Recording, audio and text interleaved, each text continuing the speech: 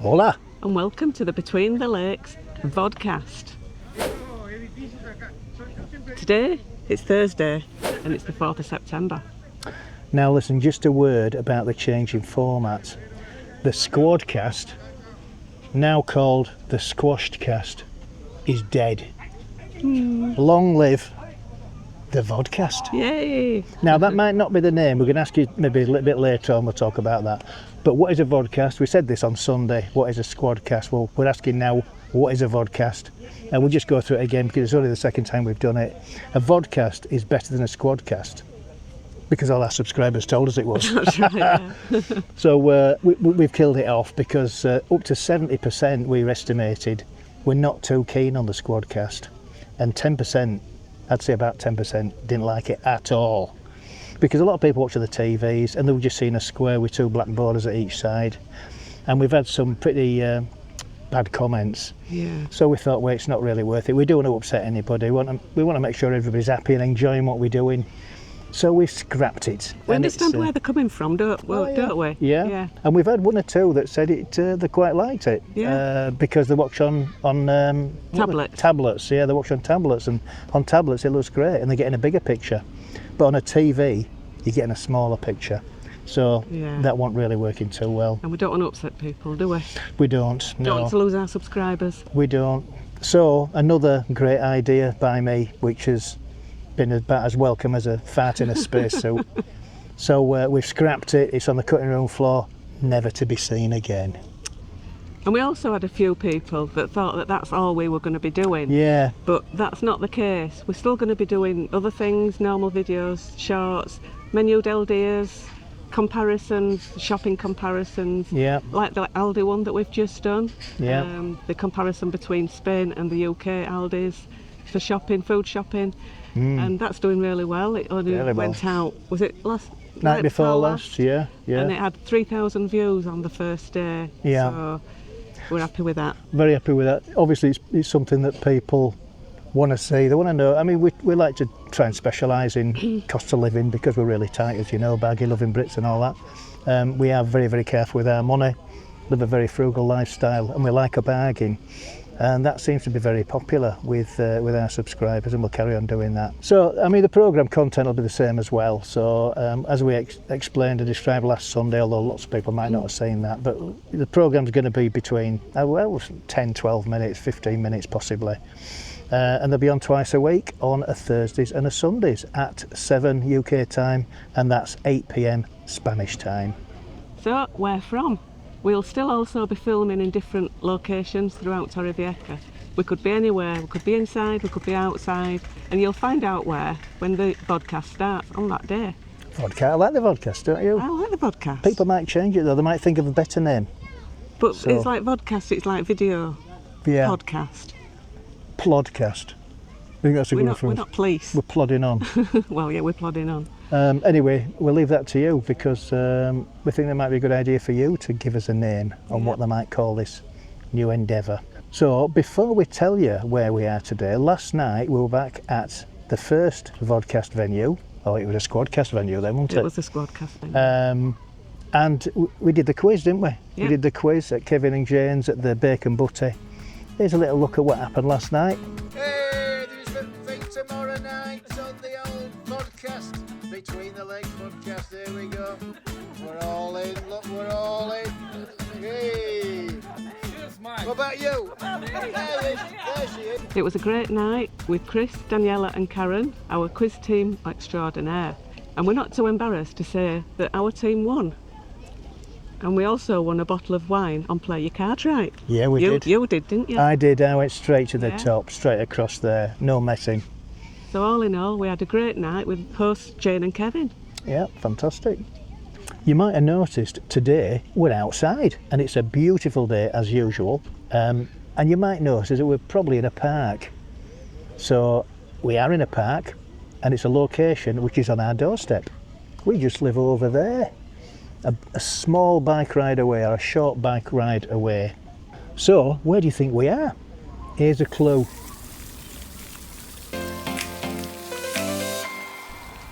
We're in La Siesta Park, which first opened on the 16th of March last year, 2024, by our Mayor of Torrevieja, Eduardo Dolon. It's now been open for 18 months and it's very popular with something for everybody. Here's a clip of the park opening on the 16th of March. So let's just show you what's going on. There's people waiting to go in. They've not opened the gates yet. I suppose they're waiting for Mr. Dolan to come along and do his inauguration speech, so let's have a look.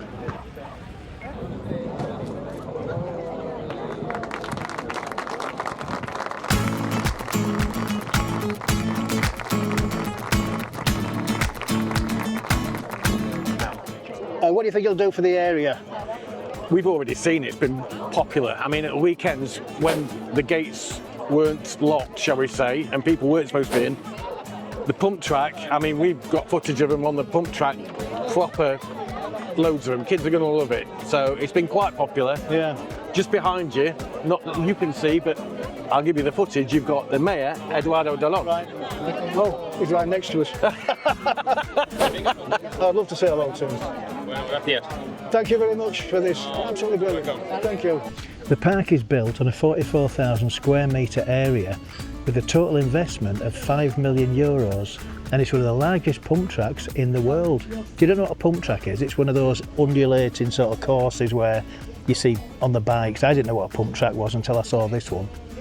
But yeah, there it is, and it's got 3 different separate sections, one for beginners, one for intermediate users, and a large one and a complicated, difficult one for experienced users. I have to try and keep you off that one, don't I? Well, yeah, I mean, I have actually been filmed on the track doing my stuff on my bike, haven't I? On the small one. Don't tell them that. Don't tell them that. I was on the big one down here, and I was doing a few wheelies and stuff, wasn't I? What are you saying? What? It's alright, 'cause I wouldn't even go on it. No, you wouldn't go on I it. tried. Anyway, you'll see that on an episode of Bargain Loving Brits in the not too distant future. So we'll leave that to your imagination. It also has many sports facilities like paddle tennis, basketball courts, 3-a-side soccer courts, hockey and a multi-sport court. Facilities are just second to none, really. Absolutely brilliant. You'll have to come down, if you're going to Torrevieja, come to see La Siesta Park. It's absolutely brilliant. We've also got a nice little bar in the middle, and they've given us kind permission to do this today, so we must give a mention. So if you come to the park, make sure you go and get yourself a tostada or a diet-free Coca-Cola or even a beer. Diet-free Coca-Cola. As I say, well, That's what you usually say, isn't it? Yeah, you don't have to diet. You don't have to diet. You just drink them. Come down here and have a look and have a try of the kiosk. It's brilliant, and it's in a lovely setting. You couldn't. I mean, we're surrounded by flowers and people having a good time. So it's a bit quiet at the moment, but it is a Thursday morning, so we don't expect loads of people to be here, would we? No. There's also many petanque courts. We love petanque, don't we? Yeah. There's ping pong tables up there as well. Amazing. If it's a bit windy though, you don't play windy, ping pong. You can't play it. No, we've tried, haven't we? Yeah. It doesn't really work. We bought some bats, didn't we, and balls? We did. But we haven't tried them yet because the only time we went up there to play ping pong or table tennis, it was too windy, wasn't it? And it kept blowing the ball away. And you can't have a decent game. You can't put top, like I normally put top spin and swerve on it. Oh yeah. It just doesn't work when it's windy. And also there's a dog agility. They call it a dog agility area, and that's it's got like little jumps and stuff in it, and yeah, it's got a large playground for children, which is just behind us there. A kiosk bar, which we've already talked about, fantastic bar. That sell beer, don't forget, you can have a pint of beer if you don't want, or a pint of beer. You can have a litre of beer or a couple of litres. Whatever you want. Last year saw the pump track host several events, international events and competitions, and it's becoming a very prestigious international venue. It's putting Torrevieja on the map, Yeah, isn't it? it is. It's mid-morning and the temperature's 28 degrees. It's got lovely clear skies, no clouds. Humidity is at 37% with a feels like temperature of 30 degrees. Now I was up very early this morning. Surprisingly. Yeah, panicking about this really. Because we had actually finished writing the script, so I did get up early. But I noticed that the sun hadn't come up yet. I think it was about 7:15. And I just saw that beautiful orange sky and I thought, oh, I must take a picture. So I looked at my app and it said that the sunrise was going to be 7:35, so I thought, well, it's only 20 minutes off. So I carried on doing a little bit, and then I went upstairs onto the solarium and I took these pictures. Just have a look at these. That's how beautiful it was this morning. Absolutely marvellous. I just got the sun peeping up there, and then just a little bit higher up. So yeah, very pleased with those pictures. I took some similar ones last year with a crane, and that's looking over La Jolla, which is just being built at the moment. They're still in, well, it's going to be producing properties there for the next 25 years, I think. But they do look good in a sunrise, these cranes look fantastic. Torrevieja is preparing for a historic total solar eclipse, which will take place in the evening of August the 12th next year, 2026. A solar eclipse occurs when the moon passes between the Earth and the Sun, either partially or fully obscuring the image of the Sun from the Earth. And the best place to enjoy it this time, on the 12th of August next year, will be in the Balearic Islands. The centre of the shadow, which is the best place where you're going to get totality, as it's called, and that line runs through northern Spain, sort of Valencia-ish, north of Valencia, and into the Balearic Islands, and it's right in the middle of Mallorca. It goes right into the middle of Magaluf. My brother's got a place there, and he'll get a fantastic view of it. I've told him to make sure that he's in Magaluf on the 12th of August, because it's the day after his birthday as well. It is, yeah. So he will enjoy that. A year-long programme of activities to explore the sun and astronomy has been unveiled by Proyecto Mostral in Torrevieja. These events will be mainly held in the La Mata and Torrevieja Lagoons Natural Park. These activities will begin on Sunday, September 7th, with a total lunar eclipse viewing at La Mata's Square from 8:15 p.m. As the moon rises, it will already appear eclipsed. The last total solar eclipse in Spain was over a century ago, on August the 30th, 1905. Wow. We have heard that this lunar eclipse on Sunday may not be seen in Spain, as the sun will have already set and the moon will be below the horizon, but we will see. The best place to see it would be Africa, Europe, Asia or Australia. I'm not going there though. It's a bit too far to go. Bit too far to go.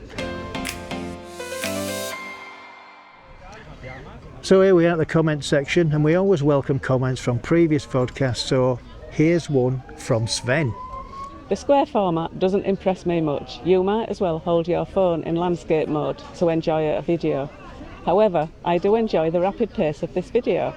Many subjects covered, and your information is delivered with speed and elegance. Great editing, but most of all, stellar performances from both of you. 10 points from the Swedish jury. Oh, thank you, Sven. Very Thank kind. you. I think he's been a bit kind there, don't you? Yeah. Because I don't think we were very good on that first one. Anyway, hopefully it'll get better. And we can always learn, can't we? Yeah. And here's one from Simon Hopkinson. Our friend Simon. Evening, Mike and Yvonne. We're fans of the square image format. It goes well with the rapid paced and newsy presentation you're clearly aiming at. Sue suggests you compare prices and products at two different Spanish supermarkets, such as Hyperbert and Mercadona, for example. Finally, it was great to see Kevin and Jane keeping busy, but don't eat all of Kevin's pies before we get out there, Mike. What's he saying? He knows how much you love a pie. Does he? Yeah. And we've got another one from Donegal Overland. I'll let you read this one. Okay, so he says, love the content, but really strongly detest the square format. The vast majority of platforms support horizontal video. Any that don't, I refuse to use. I love watching all the local content creators on our big TV in the living room on YouTube. Having giant block borders is like going back to the 4:3 format. Yeah, the 4:3 format is what he's trying to say. That's before widescreen became on our screens, when everybody had a sort of a squarish TV. I can see where he's coming from, and I do agree. It was just a bad idea. I'm sorry. I'm apologising to everybody. You know, I've alienated 70% of our subscribers by putting out a square programme. Yeah, and now there's one from Graham Johnson, and he's not happy either. I'll let you read that one. Right, okay, Graham Johnson, it's a thumbs down from me. I won't be watching these half a picture productions. I like the full story and picture. The one thing I hate is when people or products or media try to improve things and ruin it for faithful followers. Although I am new to you, I follow lots of others, and if they did this, I would soon unfollow. The problem is the format was not suitable, so I do apologise. It's gone now, never to be seen again, and you know, it won't be a problem in future. Yeah, we have listened. We do listen. And taken on board. Yeah, we do listen to what people say. Well, we're now into our 90 days here, and we hope to bring you lots more videos, podcasts and information about being in beautiful Torrevieja. Our next episode on Sunday may see a mind-reading experience. Whoa, I didn't see that happening. Something for you to take part in. Yes, you'll have to wait until next Sunday to see what it's all about. So, like we've said, if anybody can think of a better name for this twice weekly Between the Lakes podcast, let us know in the comments, and we might just have a poll and see which one wins, and then adopt that name. Wow, that's be interesting, wouldn't it? See Yeah. what people think. So, on that note, it's time to wrap the video up. No, it's not. So, on that note, it's time to wrap the vodcast up, Better. or whatever the name might be in the future. Yeah. Plodcast. So, it's a thumbs up if you enjoyed the vodcast. It's a thumbs down if you haven't enjoyed the vodcast. Please subscribe if you haven't done so already. Or resubscribe. Resubscribe. And also, Because it's free. It's free. And don't forget to hit that notification bell. 3, 2, 1. Ping! Adios. Adios.